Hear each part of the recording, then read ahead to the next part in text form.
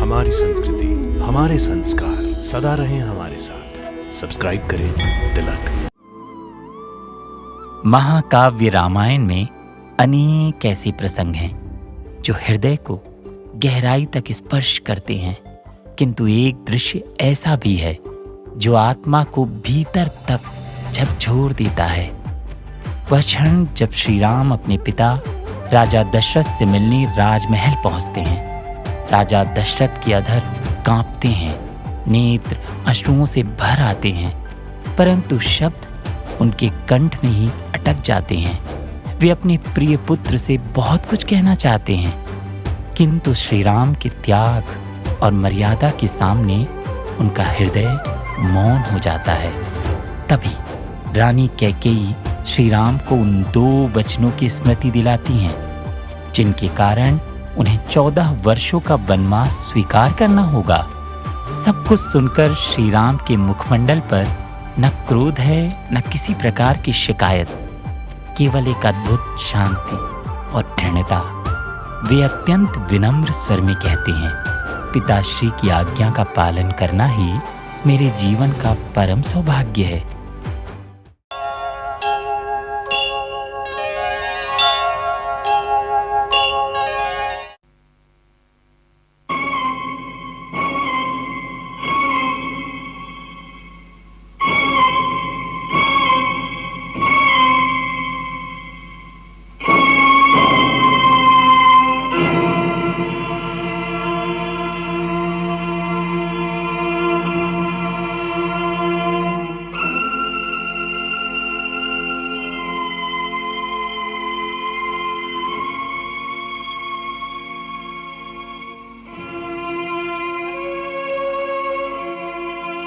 जीते रहो।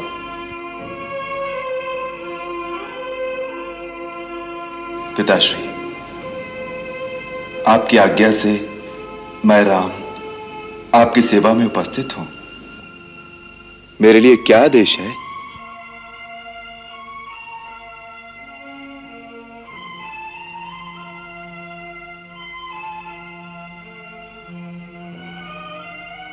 आप कुछ स्वस्थ नहीं दिखते। पिताजी को क्या कष्ट है मां? उनकी अस्वस्थता का क्या कारण है? मैं राजवैद्य को बुलाऊं? इनके रोग की दवा राजवैद्य के पास नहीं, तुम्हारे पास है राम। मेरे पास? परंतु रोग क्या है? तुम्हारा मोह, तुम्हारा स्नेह, जिसके कारण आज ये सूर्यवंश की कीर्ति को कलंक लगाने के लिए तैयार है। माता, मुझे क्षमा करें।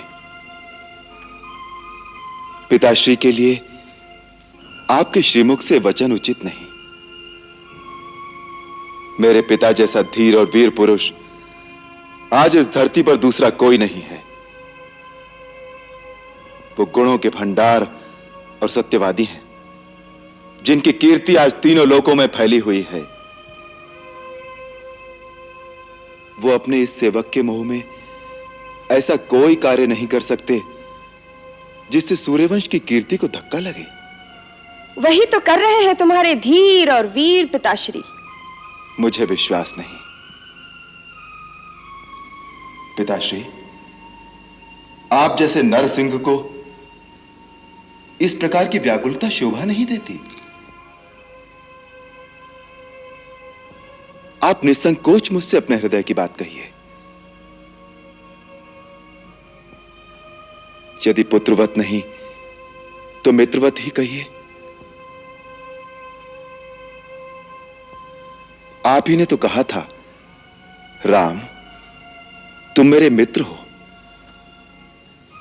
मैं अपने प्राण देकर भी आपका दुख दूर करूंगा।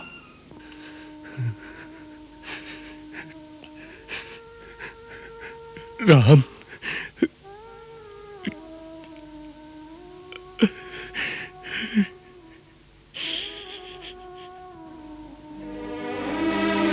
माता, आप ही मुझे महाराज के दुख का असली कारण बताइए और यह भी बताइए कि उसका निवारण क्या हो सकता है। मैंने कहा ना, यदि तुम चाहो तो इनके रोग का निवारण हो सकता है। माता, आपको ये शंका क्यों है कि मैं पिता की आज्ञा का पालन नहीं करूंगा? बात ही ऐसी है। मां, जिस राम को आपने बचपन से अपनी गोद में पाला है, आप उसी राम पर संदेह कर रही हैं? मैंने अवश्य ही कोई घोर अपराध किया है, जिसके कारण मेरे पिता मुझसे बात नहीं करते। मेरी माता मुझ पर संदेह कर रही हैं। नहीं, ये तो मैं जानती हूं कि तू सत्य वचन से हटने वाला नहीं, परंतु क्या मां? आप केवल संकेत कर दें तो मैं आपके चरणों के लिए अपनी चमड़ी के जूते बनवाता हूं। पिता की भांति आपका भी उतना ही अधिकार है मुझ पर, इसलिए यदि वो नहीं कहते तो उनकी ओर से आप ही कहिए। मैं क्या करूं जिससे आपको संतोष हो? तुम कहते हो तो मैं बता देती हूं। तुम्हारे पिताश्री ने मुझे 2 वर दिए थे और कहा था, जब जी चाहे मांग लेना। आज मैंने अपने वो दोनों वर मांग लिए। अब यदि वो मेरे वर मानते हैं तो पुत्र का मोह रास्ते में आता है, यदि नहीं मानते तो धर्म और सत्य पर कलंक लगता है। ये बेचारे इसी धर्म संकट में पड़ गए हैं। तुम्हारे संकोचवश तुमसे कह नहीं पा रहे। वो दोनों वर क्या है माता? पहला ये है कि तुम्हारी जगह भरत का राज्याभिषेक हो, और दूसरा ये कि तुम मुनि वेश धारण करके 14 वर्ष तक वन में रहो। बस इतनी सी बात पर इतना विवाद था? यह तो बड़ी प्रसन्नता की बात है मां, कि मुझे माता और पिता दोनों के वचनों को पालन करने का ऐसा अवसर मिला जो किसी पुत्र को बड़े भाग्य से मिलता है। भरत को राज्य देने के लिए तो मुझे किसी की आज्ञा की आवश्यकता नहीं। उस जैसे भाई को तो मैं राज्य स्वयं प्रसन्नता से दे दूंगा। रहा वनगमन, तो लगता है मेरे कोई पुण्य जाग उठे, जो आपकी आज्ञा से मुझे वहां जाने का अवसर मिल रहा है, जहां ऐसे ऐसे महान ऋषियों और मुनियों के दर्शन कर सकूंगा जिनका तेज तीनों लोगों को प्रकाशित कर सकता है। मां, मेरा तो चारों ओर से कल्याण हो गया। पिता की आज्ञा का पालन, मां की इच्छा का अनुकरण, छोटे भाई का राज्याभिषेक और मुनि दर्शन से मेरा कल्याण।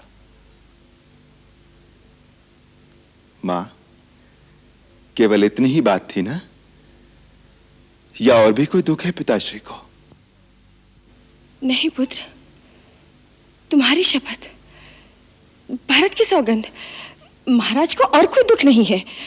अब तुम ही इन्हें समझाओ ना कि ये अपने वचन का पालन करें, तुम्हें वन जाने की आज्ञा दें, संसार में निंदा और अपयश से बचें।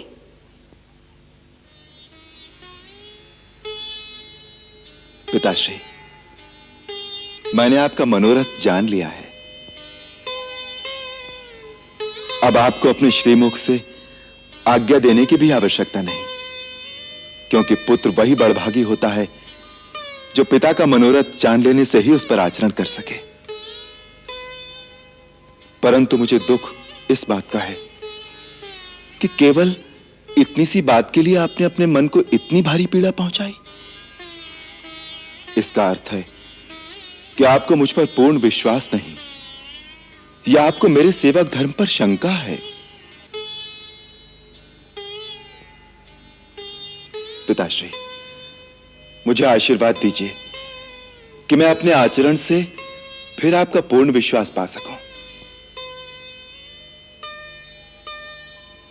अब आप प्रसन्न चित्त से मुझे वन जाने की आज्ञा दीजिए, ताकि मैं आपके वचनों की पूर्ति करके आपके धर्म की रक्षा करके अपना जीवन धन्य कर लूं। मैं माता कौशल्या और माता सुमित्रा से आज्ञा लेकर वन जाने से पहले आपकी चरण वंदना के लिए अभी आता हूं। अच्छा मां, मुझे अनुमति दीजिए।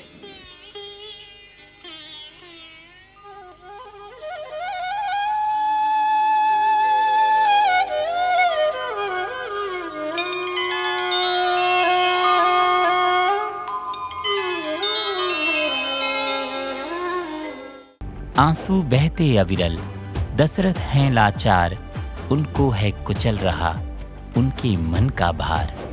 अंधियारे की आहट छीने उनका चैन, घुट घुट कर कटते उनके अब दिन रैन। उन दो वचनों के आगे दशरथ बने विवश, शहद सरी के बोल बने क्षण भर में कर्कश। मुनि बनकर जाएंगे राघव वन की ओर, बेटे से अलगाओ उन्हें अखरेगा घनघोर। यह सर्ग हमें समझाए वचनों का महत्व, लोभ सदा ही नष्ट करे रिश्तों का एकत्व। लोभ सदा ही नष्ट करे रिश्तों का एकत्व। जय श्री राम।